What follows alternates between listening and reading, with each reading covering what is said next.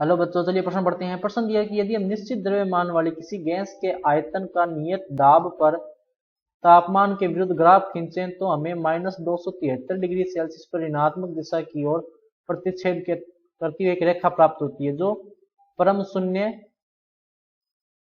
ताप की बारे में व्याख्या करते हैं। इस ग्राफ को कहते हैं। तो सबसे पहले बात करें अगर इस प्रश्न में मुख्य अवधारणा की, तो देखो क्या होगी मुख्य अवधारणा। वो होगी आयतन यानी V व T के मध्य ग्राफ। अब अपने को पता है आदर्श गैस समीकरण होती है PV = nRT। नियत दाब पर क्या होगा, V समानुपाती होगा T के, यानी V और T के बीच में जब ग्राफ बनाएंगे तो क्या आएगी, एक सीधी रेखा आएगी। अब देखो होता क्या है कि जब इस ग्राफ का बहिर्वेशन किया जाता है, यानी कि ये जो ग्राफ अपने खींचा है, इस ग्राफ में अगर नियत दाब पर तापमान के विरुद्ध खींचा गया ये ग्राफ है, तो इसको जब ऋणात्मक दिशा की ओर बढ़ाएंगे या इसका बहिर्वेशन किया जाएगा, बहिर्वेशन किए जाने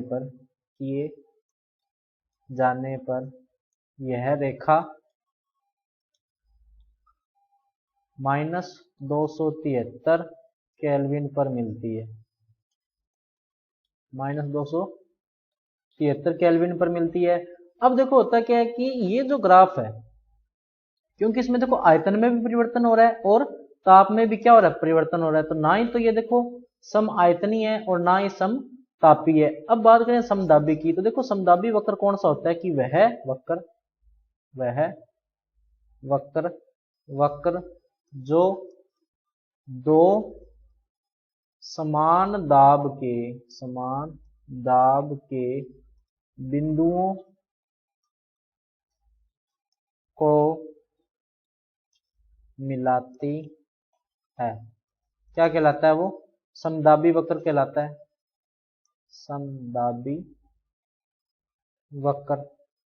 अब देखो यहां पर अगर अपने देखा जाए तो ये जो तापमान है ये कितना आ रहा है केल्विन में, -273 केल्विन। इसको अपने बोलते हैं परम शून्य ताप। क्या बोलते हैं, परम शून्य ताप बोलते हैं। और ये किस में होता है, केल्विन जो पैमाना होता है, केल्विन पैमाने में मापा जाता है। और परम शून्य जो ताप होता है, परम शून्य ताप पर गैस का जो आयतन है, गैस का आयतन शून्य होता है। तो देखो सही विकल्प कौन सा होगा, विकल्प नंबर डी समदाबी। तो बच्चों ये था आपका उत्तर। मैं आशा करता हूँ आपको समझ में आया होगा। धन्यवाद।